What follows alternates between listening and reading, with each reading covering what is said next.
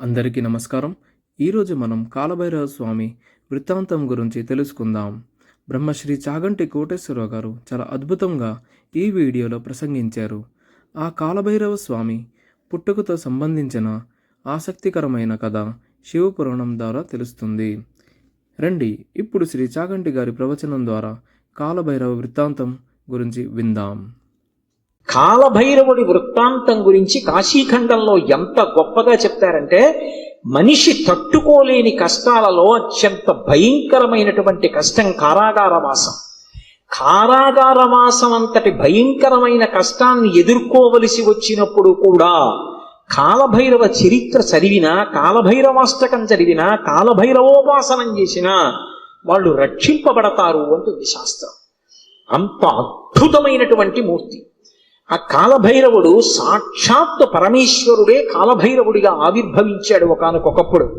కాలభైరవావతారంలో ఆయన లోకానికి కొన్ని మర్యాదలు నేర్పాడు. అందుకే ఒకప్పుడు అందరికీ ఎలా అతిశయం కలుగుతూ ఉంటుందో, గర్వం కలుగుతూ ఉంటుందో, అలా త్రిమూర్తుల యందు కూడా ఇటువంటి పోకడ ఒకటి రజోగుణ సంబంధమైనటువంటి వారి యందు కలుగుతూ ఉంటుంది. సృష్టికర్త అయినటువంటి చతుర్ముఖ బ్రహ్మగారు సహజంగా రజోగుణ తత్వంతో ఉంటాడు, అందుకే ఎరుపు రంగుతో ఉంటాడు. ఆయనకి ఒకప్పుడు ఎందుకో ఒక భావన కలిగింది, ఆయనకి 5 తలలు ఉండేవి. నాకు 5 తలలు, పరమశివుడికి 5 తలలు, సద్యోజాత అఘోర తత్పురుష వామదేవ ఈశానములని 5 తలలైనవి. నాకు 5 తలలు, నాకంటే బ్రహ్మగారికి 5 తలలు. నాకు శంకరుడికి ఏం తేడా? మేమిద్దరం సమానం, నేనే సృష్టిలో అధికుడు అని వేదములను పిలిచి అడిగాడు. నేనా కాదా అన్నాడు. ఋగ్వేదము, సామవేదము, యజుర్వేదము, అథర్వణ వేదము కూడా నువ్వు కాదు, పరమశివుడే సృష్టికంతటికి కూడా మహాపురుషుడు, ఆయననే వేదములన్నీ కొలుస్తున్నాయని చెప్పి ఆయన అంగీకరించలేదు. ఆయన అహంకారం తగ్గించడానికి శంకరుడు సభలోకి ప్రవేశిస్తే ఒక్కొక్కసారి అతిశయం, గర్వం అనేటటువంటిది కలగకూడదు, కానీ అది కలిగితే ఎంతటి వారిని కూడా ఎలా పడగొట్టేస్తుంది అన్నదానికి ఆఖ్యానాలన్నీ వస్తాయి. రామకృష్ణ పరమహంస ఒక అద్భుతమైన మాట చెప్పేవారు. ఒకప్పుడు ఒక మహారాజు గారు ఒక భద్రగజం మీద ఎక్కి వస్తున్నాడు. భద్రగజం అంటే ఎంత ఉంటుంది? గురువాయూరులో రాత్రి కృష్ణుడి ఆలయం చుట్టూ ప్రదక్షిణం చేస్తాయి ఏనుగులు, అందులో భద్రగజాలు వస్తాయి. భద్ర అనే జాతికి చెందినటువంటి ఏనుగులు. అసలు ఆ ఏనుగుని చూస్తే ఓ పెద్ద కొండ శిఖరం నడిచి వెడుతున్నట్టు ఉంటుంది. వచ్చి వరుస క్రమంలో నిలబడతాయి గుడి చుట్టూ. అది ఎక్కాలంటే నిచ్చెనేసుకుని ఎక్కాలి. కానీ ఎంత క్రమశిక్షణగా ఉంటాయంటే, దాని కుంభస్థలం మీద కృష్ణ పరమాత్మ విగ్రహం పెడతారు. పెట్టి అర్చకుడు ఎక్కడానికి వచ్చినప్పుడు అది కాలు చాపి ఈ సంధి భాగం బయటికి వచ్చేటట్టుగా, ఎముక పైకి వచ్చేటట్టుగా ఉంచుతుంది. ఉంచి తల ఇలా పెడుతుంది. పరిగెత్తుకుంటూ వచ్చి అర్చకుడు దాని చెవి పట్టుకొని ఈ సంధి భాగమునందు ఎగిరి కాలు పెట్టి మెట్లెక్కినట్టుగా దాని శరీరం మీద ఎక్కేసి కుంభస్థలం మీద కూర్చుంటాడు. అంతెత్తునుంటుంది భద్రగజం. అది దగ్గర నుంచి వెడుతూ ఉంటేనే ఉద్విగ్నత కలుగుతుంది. అటువంటి భద్రగజం ఎలా ఉంటుందో అంత ఎత్తున ఉండేటటువంటి స్వరూపమైతే భద్రగజంలా నడుస్తున్నాడు రా అంటారు. అలా ఒక మహారాజు అటువంటి భద్రగజం మీద వెళ్ళిపోతున్నాడు రాజవీధిలో. అటువంటి ఏనుగు వస్తోందంటే దాని ఒక్కొక్క కాలు ఇంతంత లావును ఉంటుంది. పాదం ఎత్తి వేస్తే గుండ్రంగా ఉంటుంది. ఏ ప్రాణైనా అణిగిపోతుంది. అందుకని అన్ని పక్కలకు పోతాయి. అటువంటి ఏనుగు వస్తుంటే కన్నంలోంచి ఓ చిరుకప్ప ఒకటి పైకొచ్చి కప్ప కాలెత్తింది. కాలెత్తి చెయ్యి బుద్ధి లేని ఏనుగా పక్కకు పో అని ఆశ్చర్యపోయారు. రామకృష్ణ పరమహంస శిష్యుడు నిలబడున్నారు అక్కడ. వాళ్ళకి సిద్ధులున్నాయి. ఆ శిష్యుడు చూసి గురువుగారి వంక తిరిగి అన్నాడు, హే బ్రహ్మన్, ఒక భద్రగజం వస్తోంది, దాని మీద మహారాజు వస్తున్నాడు. ఒక కప్ప కన్నంలోంచి బయటకు వచ్చి ఏనుగు మీద కాలెత్తి పక్కకు పోతావా పోవా అంటోంది. దీనికి బుద్ధిహీనత, అతిశయమా? ఎందుకు ఇలా కాలెత్తిందని అడిగారు. అడిగితే పరమహంస ఒక్క నిమిషం కళ్ళు మూసుకుని కళ్ళు తెరిచి అన్నారు, ఇవాళ సాయంకాలం ఈ రహదారి మించి ఒక జేబుకి చిల్లు ఉన్నటువంటి లాల్చీ వేసుకున్న వ్యక్తి వెళ్ళాడు. ఆయన జేబులో 4 పావలాకాసులున్నాయి. పావలాకాసు చిన్నగా గుండ్రగా ఉంటుంది కదూ, ఆ కన్నంలోంచి జారి పావలాకాసు కింద పడింది. కింద పడిన పావలాకాసు దుల్లుకుంటూ ఆ కన్నంలోకి వెళ్ళింది. కన్నంలో కప్పు ఉంది. కప్పకి పావలాకాసు దొరికింది. ఇప్పుడు కప్ప దగ్గర పావలా ఉంది కదూ, ఏనుగు మీద కాలెత్తింది. పావలా ఉన్న కప్ప ఏనుగు మీద కాలెత్తితే అన్నీ ఉన్నాయనుకున్న నాబోటిగాడు విర్రవీగితే అందులో అతిశయం ఎంత విచిత్రమైన లక్షణాన్ని కల్పిస్తుందో చూడండి.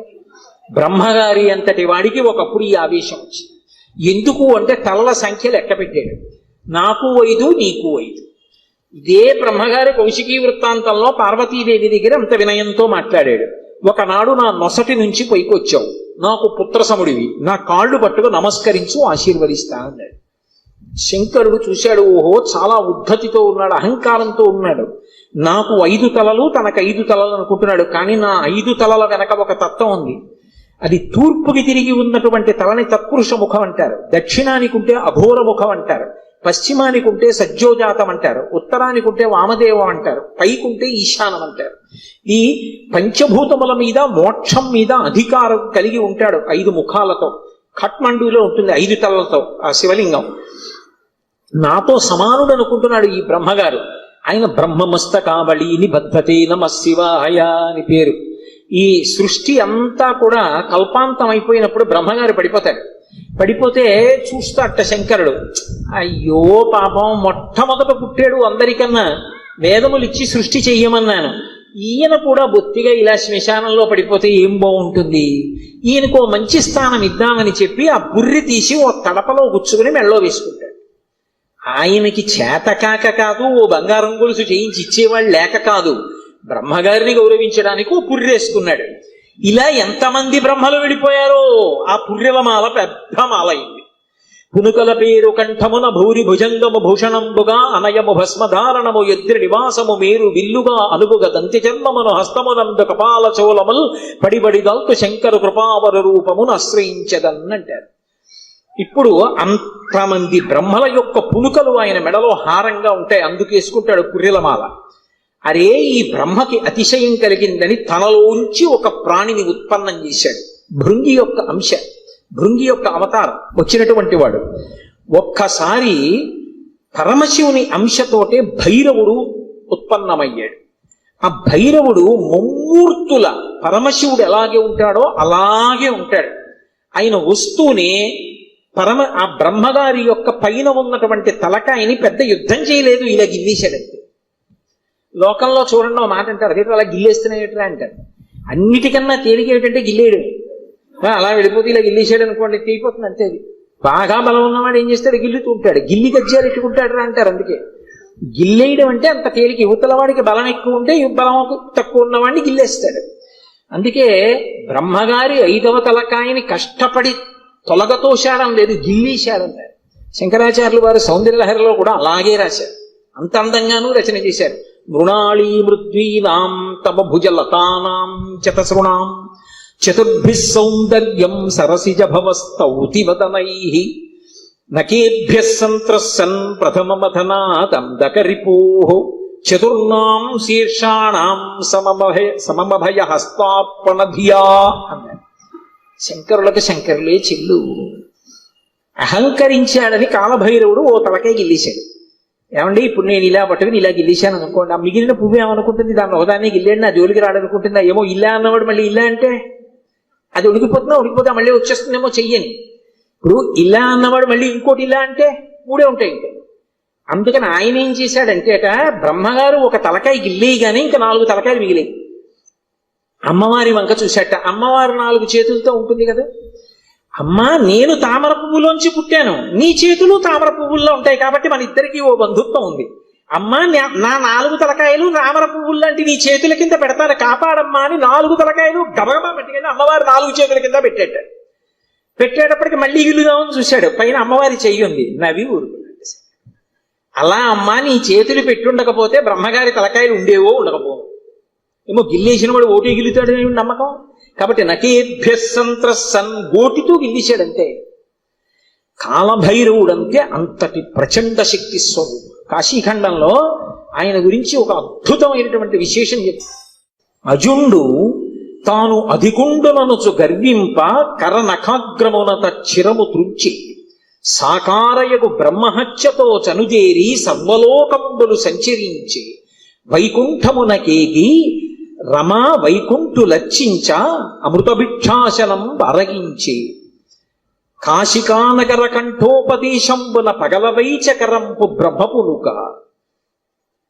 ఆధిపత్యంబు పొందె కామారి చేత ప్రియవైచిన చోట కబురము చేసి కాశికాపురమునకు 7 గడయు చూపే క్రోధభైరవ దేవుండు ఉభజన్మ అంటారు.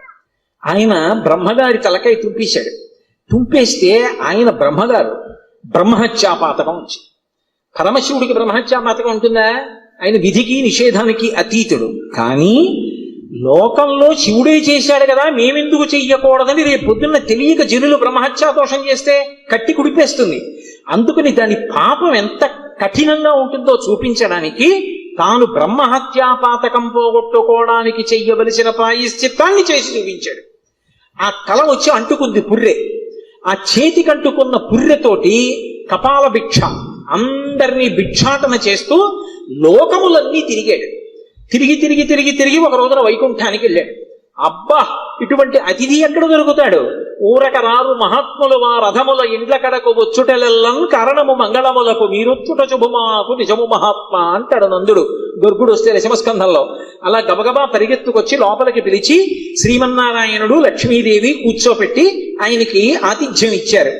ఆ ఆతిథ్యం ఇచ్చినప్పుడు ఏదో లౌకికంగా ఉండినటువంటి అన్నం పెట్టలేదు. భిక్షాన్నంగా ఏం పెట్టారంటే మనోరథము అనబడేటటువంటి ఒక అద్భుతమైనటువంటి అమృతం ఉంటుంది. అది ఒక్క వైకుంఠంలో వాళ్ళ దగ్గరే ఉంటుంది.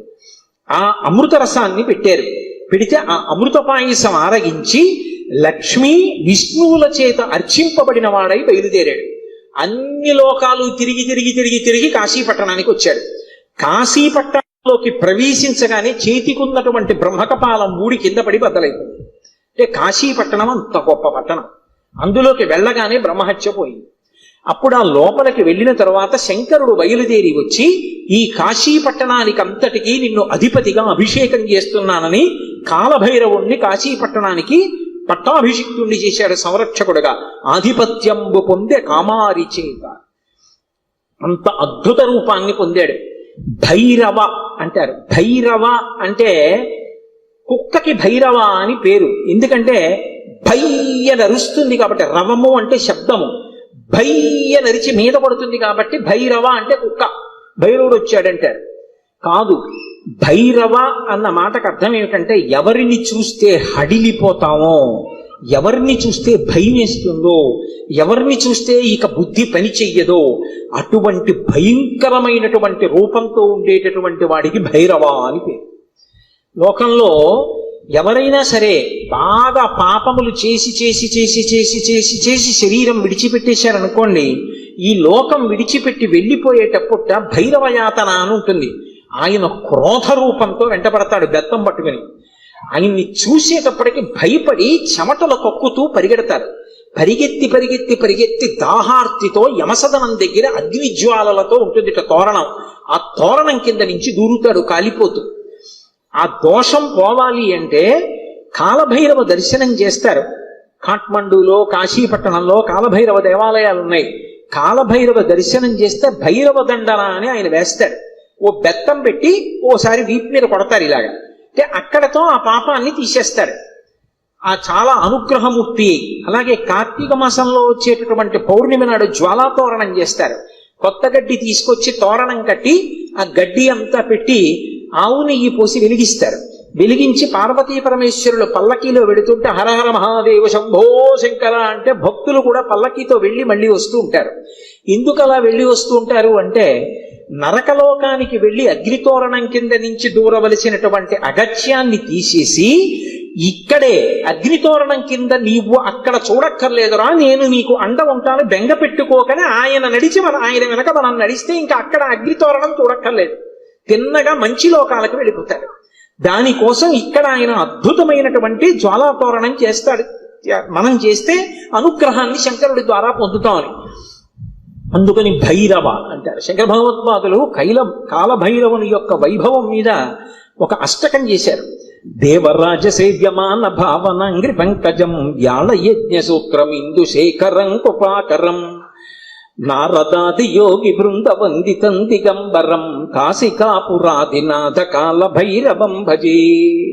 నారదాది యోగి బృంద వందితం దిగంబరం అంటారు. ఆయన నారదుడు వంటి యోగి బృందముల చేత విధింపబడుతూ ఉంటాడు. దేవరాజ సేవ్యమాన భావనాంగ్రి పంకజం. దేవరాజు అంటే ఇంద్రుడు, ఇంద్రాదుల చేత పూజింపబడేటటువంటి పాదపద్మములు కలిగినటువంటి వాడు. వ్యాళయజ్ఞ సూత్రం ఇందు శేఖరం కృపాకరం. ఆ చంద్రబింబాన్ని శుక్లపక్షంలో ఉండేటటువంటి తదియనాటి చంద్రరేఖని కొప్పులో ధరించి ఉంటాడు ఆయన.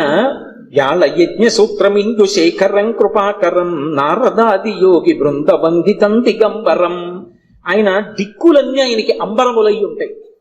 ఆ దిక్కులు అంబరములై ఉన్న మీదట కొత్తగా ఇక వస్త్రాన్ని కట్టుకోడు, దిశములతో ఉంటాడు. అది ఒకటి. అసలు తెలుసుకోవలసిన రహస్యం వేరే ఉంటుంది. ఎప్పుడైనా మీరు శివాలయంలోకి వెళ్ళినప్పుడు కాలభైరవ దేవాలయానికి వెళితే బట్ట ఉండదు, ఆయన దిగంబరంగా నిలబడి ఉంటాడు. ఎందుకు అలా ఉంటాడు అంటే దానికి ఒక కారణం ఉంది.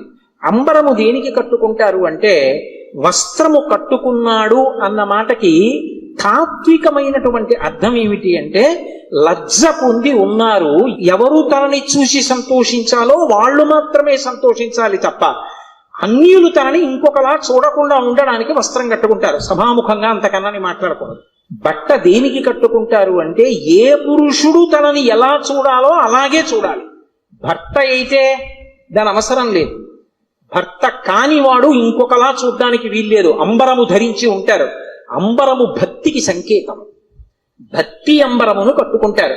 భక్తి అంబరం కట్టుకుంటే పురుషుడి చేత ఆకర్షింపబడతాడు. ఎవరా పురుషుడు? ఒక్కడే పురుషుడు. పతిం విశ్వస్యాత్మేశ్వరగం శాశ్వతగం శివమచ్యుతం. ఆ భగవంతుడు ఒక్కడే పురుషుడు.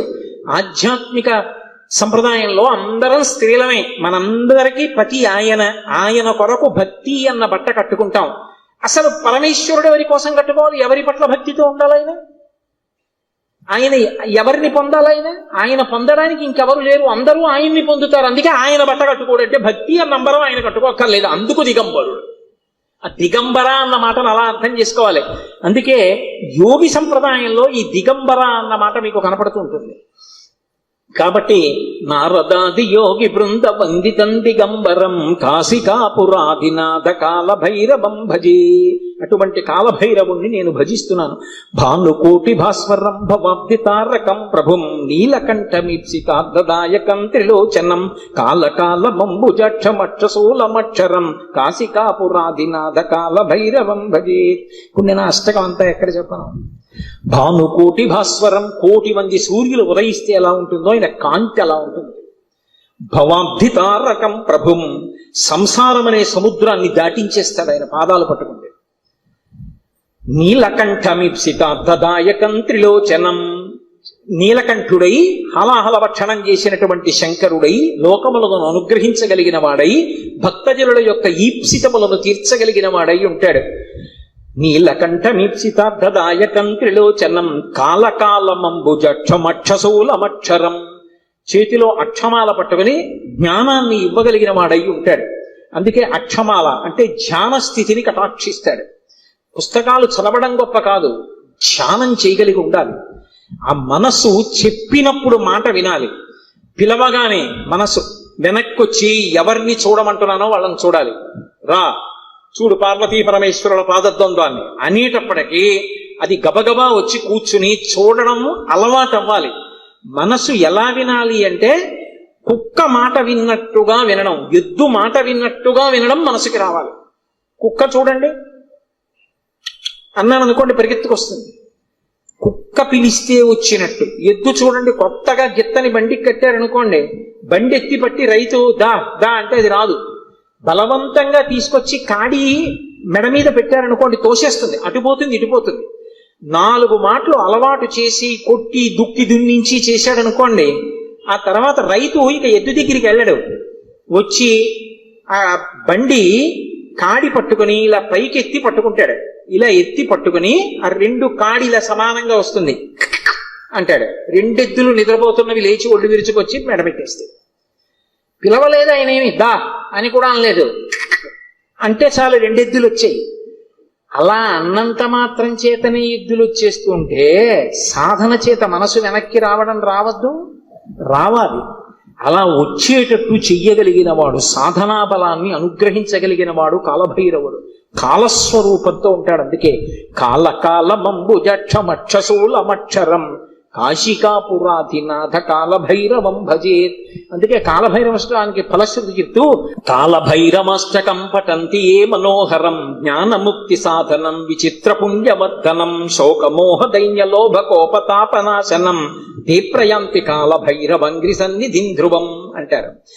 ఎవరు కాలభైరవాష్టకాన్ని చదువుకుని ప్రతిరోజు కాలభైరవుడికి నమస్కరిస్తాడో వాడికి భక్తి, చిత్తశుద్ధి, వైరాగ్యము, జ్ఞానము, చిట్ట చివర మోక్షము ఆయన అనుగ్రహిస్తారు. శరీరం విడిచిపెట్టిన తరువాత భైరవయాతన పొందకుండా మోక్షమును అనుగ్రహించగలడు అంటే ఆయన ఎంతటి శక్తివంతుడో మీరు ఆలోచించవచ్చు. కాశికా పట్టణానికి అంతటికీ కూడా అధిపతి అయి ఉంటాడు. అటువంటి మహానుభావుడైనటువంటి కాలభైరవుని యొక్క స్మరణము చాలు, సమస్త పాపములు నశించిపోతాయి. అంత గొప్ప కాలభైరవుడు శివాలయంలో ఈశాన్య దిక్కున నటరాజస్వామి వారి పక్కన విరాజమానుడై ఉంటాడు. అలాగే శంకరుడి పరివారంలో ఎప్పుడూ విడిచిపెట్టనటువంటి వారు సర్పములు ఆయన్ని ఎప్పుడు విడిచిపెట్టవు. ఏదో అలా అనడమే కానండి, నిజంగా ఆయన పరివారం అద్భుతమైన పరివారం. సాయంకాలం అయ్యేటప్పటికి కవచం పెట్టేస్తారు. కవచం పెట్టారు అంటే ఇలా పాము పట్టి ఉంటుంది, మీరు చూసి ఉంటారు. కొన్ని చోట్ల శివాలయాల్లో శివలింగం మీద పడగ పట్టి ఉంటుంది. ఆ నైమిషారణ్యంలో అయితే ఒక అద్భుతమైనటువంటి శివాలయం ఉంది. ఆ శివాలయం యొక్క పానవట్టం మీద ఒక పాము పడుకుని ఉంటుంది. అది పడుకుని ఉన్నట్టుగా చిత్రీకరింపబడి ఉంటుంది. అద్భుతమైనటువంటి శివాలయం. అవన్నీ మీకు చూపిస్తారు. అక్కడే కొంచెం దూరం వెళితే రుద్రావర్తము అని గోమతి నది లోపల ధర్మరాజు గారు ప్రతిష్ఠ చేశాడు శివలింగాన్ని. సుడి ఏమీ కనపడదు, మీకు నీరు తిరగదు, కానీ ఇలా నీరు వెళ్ళిపోతూ ఉంటుంది. దాని ముందు కానీ వెనక కానీ మీరు మారేడాకేస్తే పైనుంచి తేలి వెళ్ళిపోతుంది. శివలింగం లోపలున్న చోటుకొచ్చి మారేడు దళం వేస్తే నిలువుగా లోపలికి వెళ్ళిపోతుంది. మీరు 100 జామకాయలు, జామ పళ్ళు తీసుకెళ్లి అందులో వేయండి, మీరు ఏమీ అడగకపోతే ఒక్క కాయ పైకి రాదు, నిలువుగా వరుస క్రమంలో లోపలికి వెళ్ళిపోతాయి. స్వామి ప్రసాదం ఇవ్వండి అని పైకి అడిగారు అనుకోండి, అన్ని పళ్ళు లోపలికి వెళ్ళిపోయి ఒక్క పండు పైకి వస్తుంది. భగవంతుని యొక్క అనుగ్రహము తిరుగులేనిది, ఈశ్వరుడు ఉన్నాడు అనడానికి ప్రబలమైనటువంటి సాక్ష్యాలు అవన్నీ. కాబట్టి ఆ పావు అనేటటువంటిది శివలింగం మీద పడగ పట్టి ఉంటుంది, అమ్మవారి యొక్క స్వరూపం. ఆ నాగులు ఎప్పుడూ శంకరుడితో అనుబంధంతో ఉంటాయి. అసలు ఆ పాము దేనికి గుర్తు అంటే కుండలిని శక్తికి ప్రతీక, అమ్మవారికి ప్రతీక. ఈ ప్రవచనం విన్నందుకు ధన్యవాదములు. ఇప్పుడు మీరు మీకు తెలిసిన వారికి తెలియచేయండి. అందరికీ దయచేసి షేర్ చేయండి. మరిన్ని ప్రవచనాల కోసం ఈ ఛానల్ని సబ్స్క్రైబ్ చేసుకోండి.